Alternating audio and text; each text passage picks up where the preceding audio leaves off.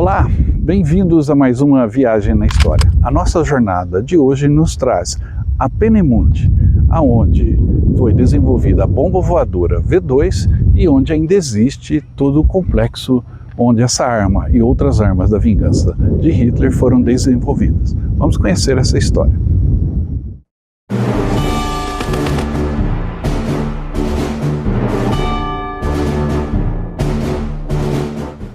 Em nossa jornada aqui pelo coração da Alemanha, passando por locais históricos relacionados à Segunda Guerra Mundial, nós chegamos agora a Peenemünde.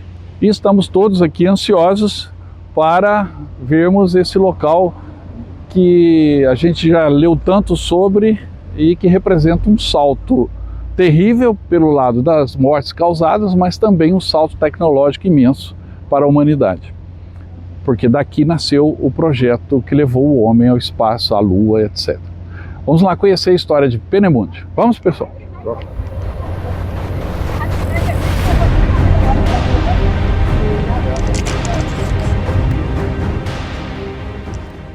De 1936 a 1945, as estações de pesquisa em Peenemünde, no norte da Alemanha, formaram o maior centro de armamentos da Europa. Em uma área de 25 quilômetros quadrados, até 12 mil pessoas trabalharam simultaneamente no desenvolvimento e fabricação de armas guiadas, sendo as mais famosas os primeiros mísseis de cruzeiro do mundo, as V1, e os primeiros foguetes de grande escala, as V2.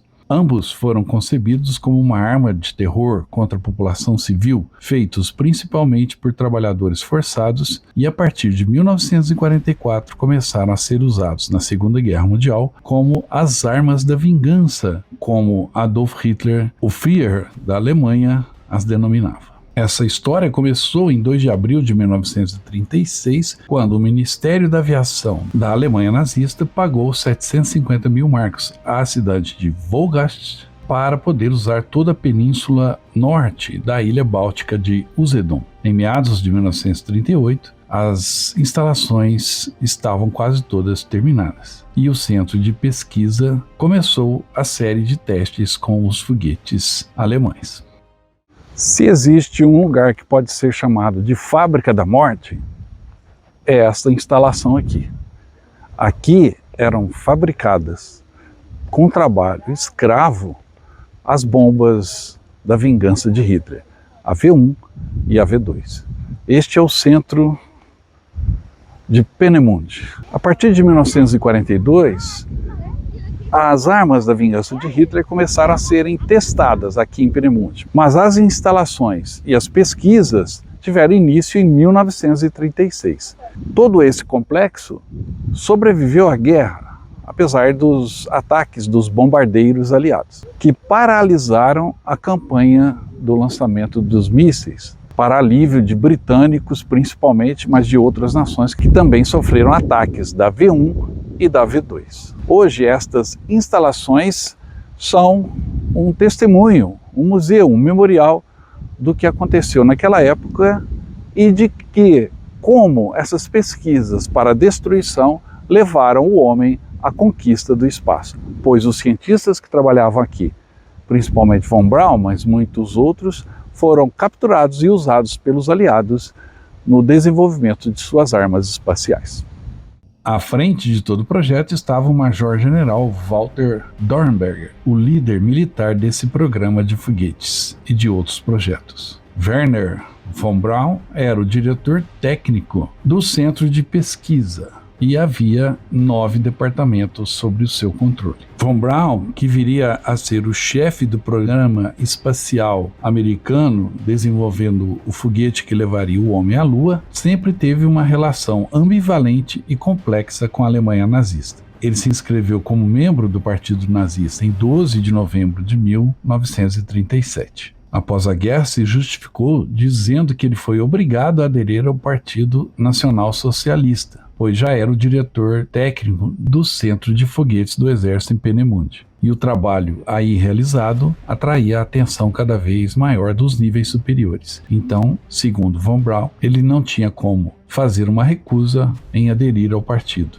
pois teria de abandonar todo o trabalho. Por isso, aderiu ao partido. Von Braun ingressou na escola de equitação das SS em 1º de novembro de 1933, com o SS Anwärter. Ele saiu no ano seguinte e, em 1940, juntou-se novamente à SS, recebendo o posto de Untersturmführer, o equivalente ao posto de tenente no exército brasileiro. Posteriormente, foi promovido 3 vezes por Himmler, a última delas em junho de 1943, quando chegou ao posto de Sturmbannführer das SS, ou seja, major. E ele justificou, após a guerra, que eram promoções técnicas recebidas regularmente pelo correio. Von Braun continuou seu trabalho com mísseis guiados durante toda a Segunda Guerra Mundial e se encontrou com Adolf Hitler em várias ocasiões, sendo formalmente condecorado por Hitler 2 vezes, inclusive recebendo a Cruz de Ferro. Esse trilho que você vê aqui suspenso era de onde chegava o carvão necessário ao funcionamento da planta de energia que distribuía a energia necessária por todo o complexo aqui de Peenemünde. Lembre-se, Peenemünde não era só o terminal de carga de carvão e a planta de energia, que é o que foi preservado. Ao todo eram 25 quilômetros quadrados de construção. A V1 que está aqui exposta não era bem aqui o local onde era o lançamento, né? Ele fica numa área atrás daquelas árvores. Só que quem chegou e ocupou Peenemünde inicialmente foram os russos. E o que os russos fizeram? Destruíram todas as edificações que não haviam sido danificadas pelos bombardeios dos ingleses e americanos, mantendo apenas a fábrica, vamos dizer assim, a planta de energia elétrica que os russos precisavam, obviamente. Então, esse complexo que hoje é visitável aqui em Peenemünde é apenas uma pequena parte dos 25 quilômetros que formavam o local onde as bombas eram estudadas, pesquisadas, testadas e eram também montadas, e parte delas também eram fabricadas aqui, outras partes eram fabricadas em outros locais, principalmente após a campanha de bombardeios aliados. Parte da fabricação, especialmente da V2, foi levado para longe, para outros locais mais no interior da Alemanha, mais longe aqui do litoral e da Inglaterra. E as bombas eram montadas e lançadas daqui. Isso tudo dá uma dimensão de como era enorme toda a planta desse complexo aqui em Peenemünde. Em 22 de dezembro de 1942, Adolf Hitler ordenou a produção do A4 como uma arma de vingança, ou seja, a bomba voadora V2. E o grupo em Peenemünde desenvolveu com o objetivo de atingir Londres. Após a apresentação de um filme por Von Braun a Hitler, mostrando o A4, ou seja, a bomba V2 decolando, Hitler ficou tão entusiasmado que nomeou pessoalmente Von Braun professor logo depois disso. Vários mísseis e foguetes alemães da Segunda Guerra Mundial foram desenvolvidos em Peenemünde pelo Centro de Pesquisa e Desenvolvimento. Eles também realizaram trabalhos preliminares de projetos de mísseis de longo alcance para uso contra os Estados Unidos. Este projeto às vezes era chamado de V3, mas ficou apenas nos traços dos projetos. Aqui em Peenemünde também foi desenvolvida e lançada a bomba voadora V1, o primeiro modelo a ser utilizado na Segunda Guerra Mundial. Depois viria a V2, que é um outro conceito e muito mais mortal e veloz. A V1, no entanto, era mais fácil de ser lançada. Pequenas bases foram montadas em todo o litoral francês, cerca de mais de 113 bases para ser exato, entre bases lançadoras e bases de apoio, foram instaladas no litoral da França, de onde eram lançadas as bombas voadoras V1 em direção à Inglaterra. Nós estivemos em locais lá no litoral da França, como Val-Igot, aonde essas bombas eram lançadas. Este é um dos muitos locais de lançamento das bombas V1 que eram fabricadas em Peenemünde aqui na França. Estamos em Val-Igo, a floresta de Val-Igo, onde ainda existe uma base bem preservada. Aqui a bomba está apontando para Londres, buscando atingir o inimigo no seu coração. Para isso, os cientistas em Peenemünde pesquisaram e desenvolveram a V1 e depois a V2. Não só a Inglaterra, Londres, eram alvos das bombas voadoras V1.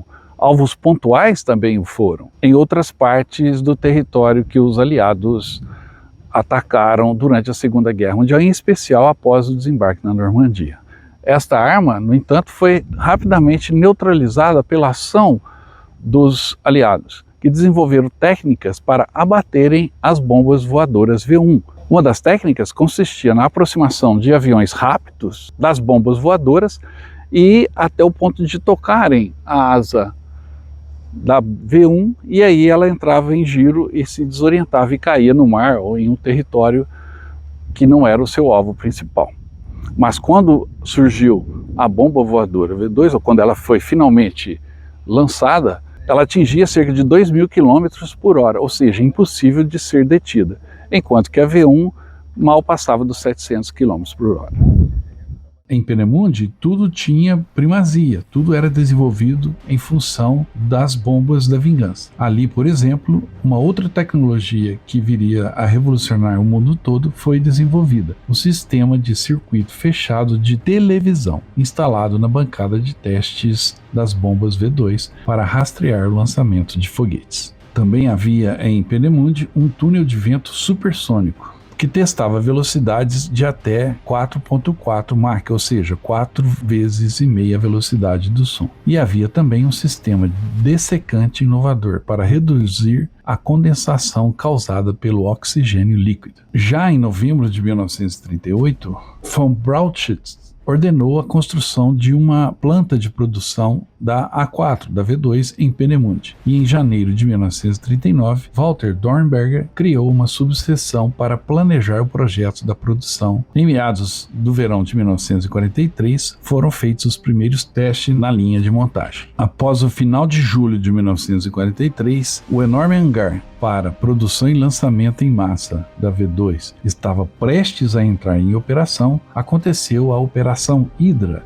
desencadeada pelos aliados, que bombardeou Peenemünde. Rapidamente as instalações foram recuperadas, mas em agosto de 43, Albert Speer convocou uma reunião com os líderes de Peenemünde para negociar a mudança da produção principal da V2 para uma fábrica subterrânea nas montanhas. E todo o processo de fabricação da V2 foi transferido para Mittelwerk, dentro das cavernas nas montanhas Harz, que recebeu maquinário e pessoal dos locais que originalmente iriam desenvolver a V2. Em 13 de outubro de 43, os prisioneiros de Peenemünde, que trabalhavam na fábrica ali instalada, foram também transferidos para as montanhas. Esta operação, Operação Hydra, atacou os alojamentos tentando atingir os cientistas, os setores fabris das fábricas e, por fim, a estação experimental onde eram feitos os testes, na noite de 17 para 18 de agosto de 1943. Este ataque da Operação Hydra foi a primeira parte de uma operação maior, conhecida como Operação Crossbow, que também envolveu a missão 481 em julho de 44 e a missão 512 em agosto de 44. E também a missão 570, no final de agosto de 1944. Esses bombardeios tinham sempre como alvo todas as instalações de Peenemünde. Mas mesmo com o sucesso ao atingirem alvos importantes na base de Peenemünde, os reparos na base de lançamento do local permitiram que novos mísseis fossem disparados, apenas 6 semanas depois da última missão, a 570, em agosto de 44. Peenemünde só foi silenciada com a captura pelos soviéticos.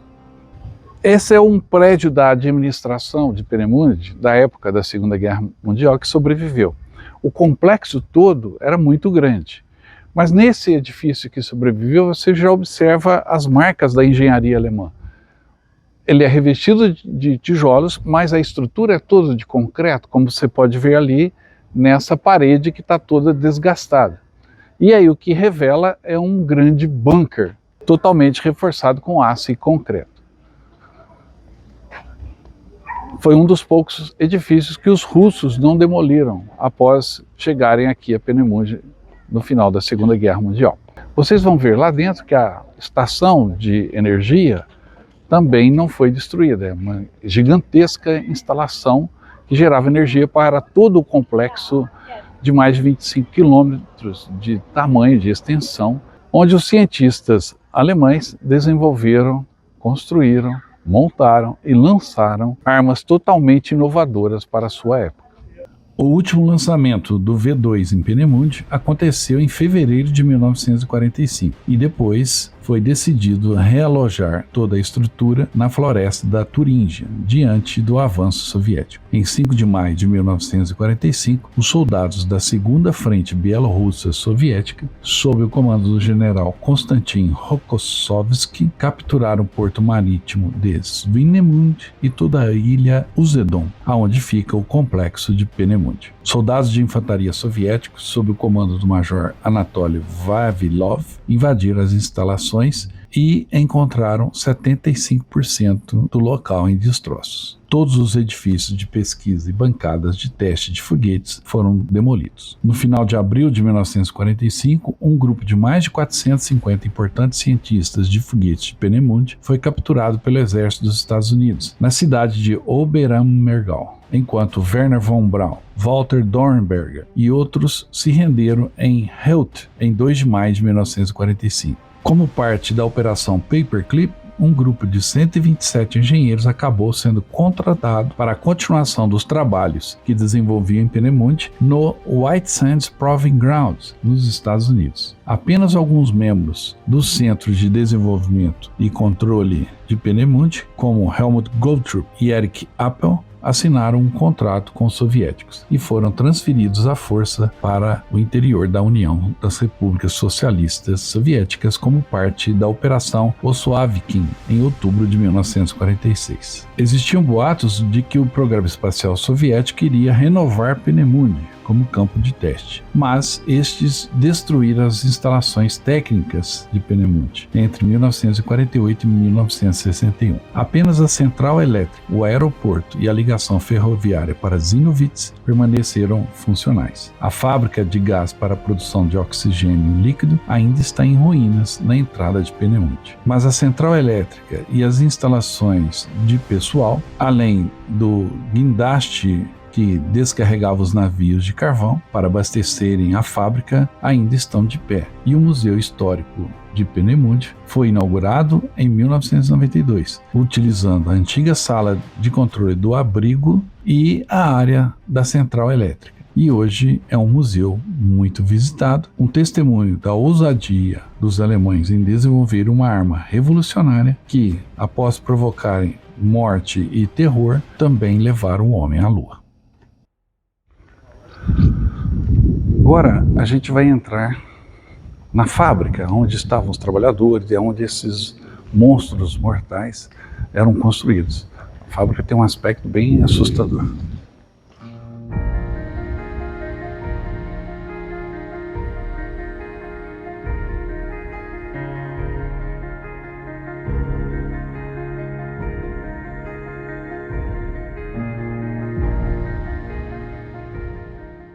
Por esta fábrica é como entrar num túnel do tempo e voltar na história.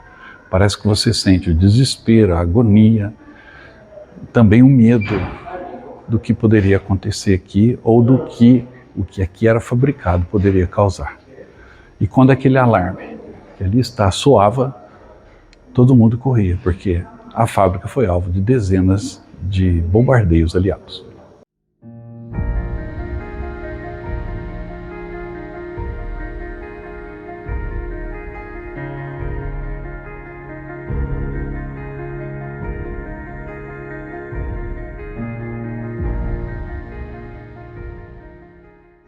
Visitar essa fábrica é como se fosse caminhar na história, numa história triste, mas também em algo revestido de conhecimento, um conhecimento que foi relevante para a humanidade.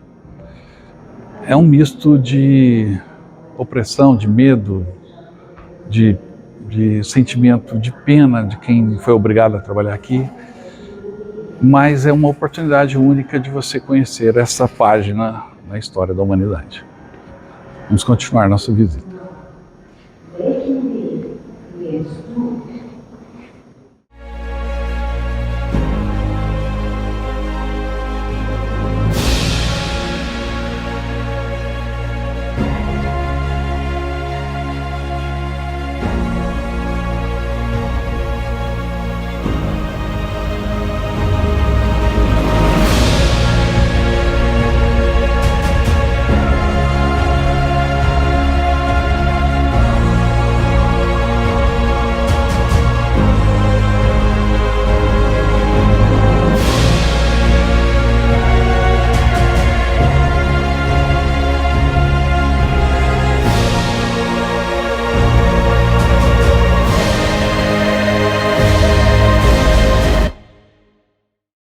Aqui no piso intermediário da fábrica de Peenemünde, a gente ainda encontra restos da fábrica em operação, como vocês veem lá embaixo, algumas partes da bomba V2. E ao caminhar pela estrutura desse piso, você vê exatamente as instalações que existiam naquela época. Então é algo, ao mesmo tempo, assustador, porque você sabe quantas pessoas sofreram aqui nesse local, trabalhando como escravos, trabalhadores forçados pelos nazistas, pelos cientistas e soldados e oficiais nazistas que conduziam essa instalação. Lembre-se, Peenemünde era uma instalação altamente secreta e, ao mesmo tempo, alvo de muito interesse dos aliados. Tanto é que eles não destruíram totalmente a fábrica, eles apenas a incapacitaram. A produção dessa fábrica mortal era motivo de medo, de terror e de muito sofrimento.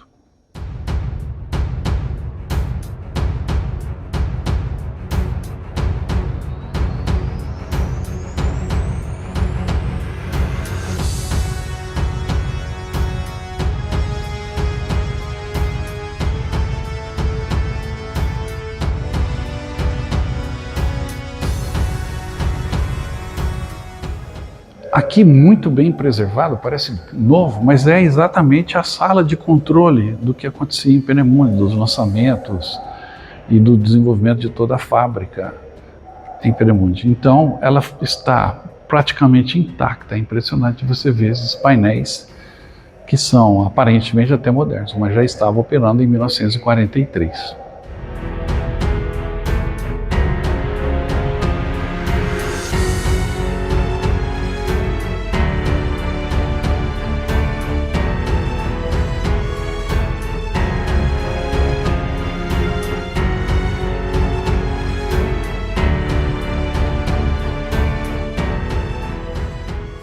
Todo esse complexo industrial servia a um propósito, construir as bombas V1 e V2. Na realidade, a fábrica que resta e que nós visitamos, a parte que eu chamei de fábrica, é apenas a estação de força. Existia em torno dessa estação uma grande, quase que uma cidade, uma grande vila, cheia de locais onde a produção da V2 era feita. E essas fotos na parede mostram exatamente isso, o que restou no entorno da estação, que era a grande fábrica, o grande local de montagem das V2. Só visitando aqui você tem uma ideia do tamanho que era esse complexo todo.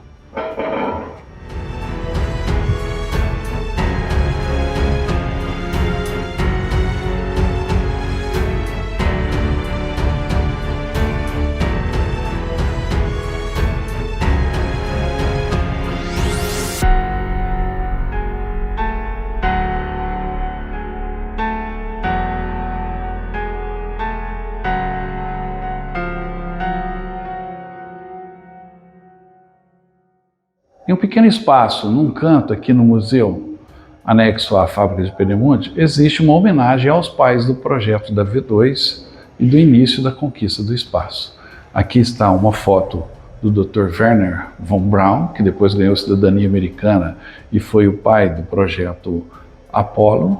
Aqui também o Dr. Walter Dornberg, que foi o comandante e o responsável pelo desenvolvimento dos foguetes alemães desse projeto, e também Karl Becker, que é o chefe do departamento de balísticas e munições do Reich.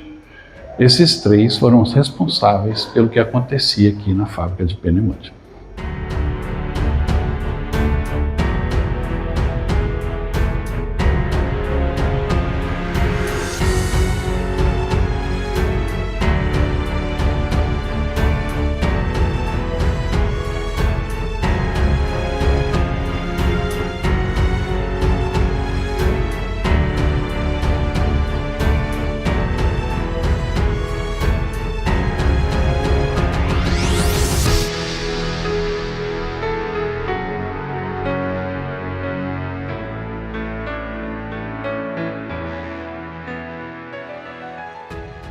Aqui dentro do prédio de Peenemünde, no museu de Peenemünde, existe um display que mostra as maquetes das armas da destruição, as armas da vingança, como chamava Hitler, ou seja, as armas secretas alemãs.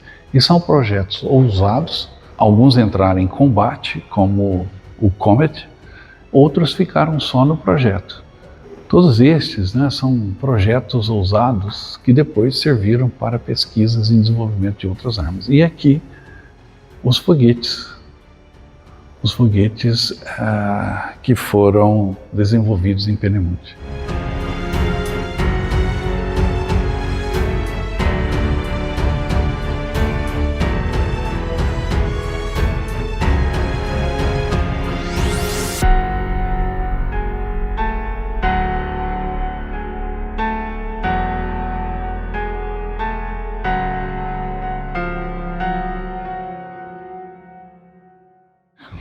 Esse belo painel que está aqui exposto no interior da fábrica de Peenemünde lembra o trabalho escravo, as pessoas que deram suas vidas ou foram tratadas de maneira brutal na produção das armas secretas alemãs. E os painéis fotográficos também relembram a todo o público visitante esses números relativos ao trabalho forçado e ao trabalho escravo aqui em Peenemünde.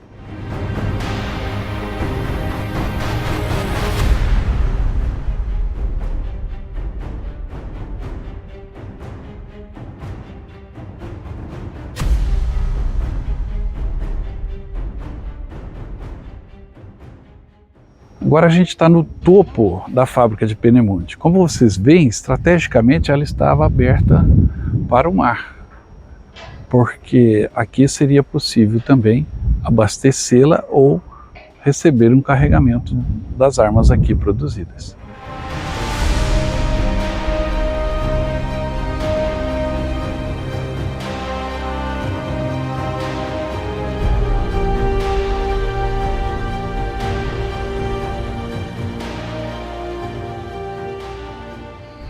A gente está saindo agora, depois de quase o dia inteiro visitando aqui as instalações de Peenemünde. Vamos colher as primeiras impressões logo após a visita. Nestor?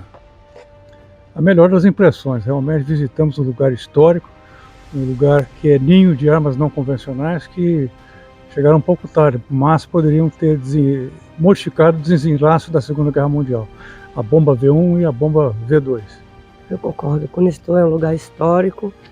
Foi uma excelente oportunidade para conhecer onde começou o programa espacial americano, que gostei muito da visita. Dá para a gente ter uma boa visão do grau de engenharia, da época que eles empregaram aqui, onde a gente vê a complexidade que eram essas armas de guerra. Bastante interessante, muito instrutiva, e constatar, pessoalmente, a grandiosidade do empreendimento aqui.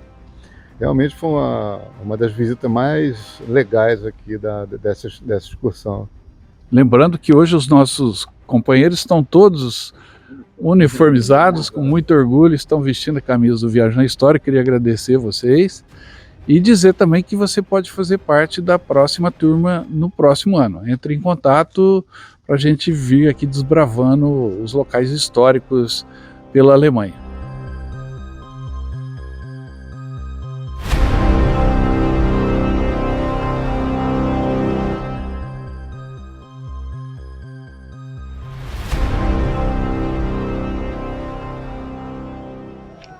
espero que você tenha gostado da nossa visita aqui a Peenemünde.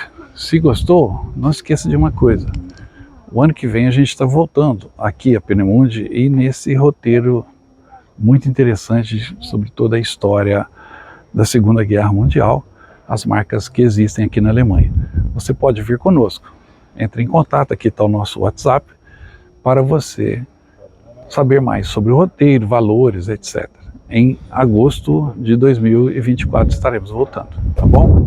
Não esqueça de dar um like nesse vídeo, se inscrever no canal se não está inscrito e também deixar o seu comentário. A sua opinião é muito importante para nós. Participe também da promoção do canal Viagem na História, dos 200 mil inscritos. Estamos iniciando agora a venda do segundo lote das camisas. Adquirindo a camisa, você concorre a um pacote de viagem para os 80 anos do Dia D, que acontecerá em 2024. Participe! Para adquirir a camisa é fácil, é só entrar em contato pelo nosso WhatsApp. Logo, logo eu quero mostrar sua foto aqui com a camisa do Viagem na História também.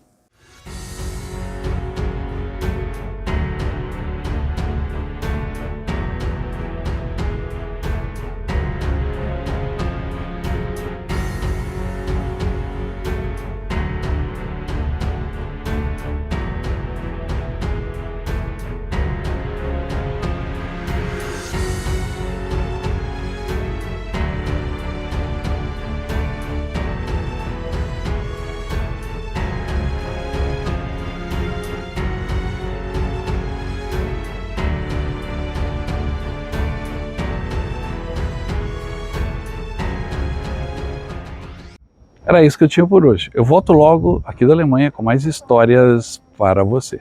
Até mais.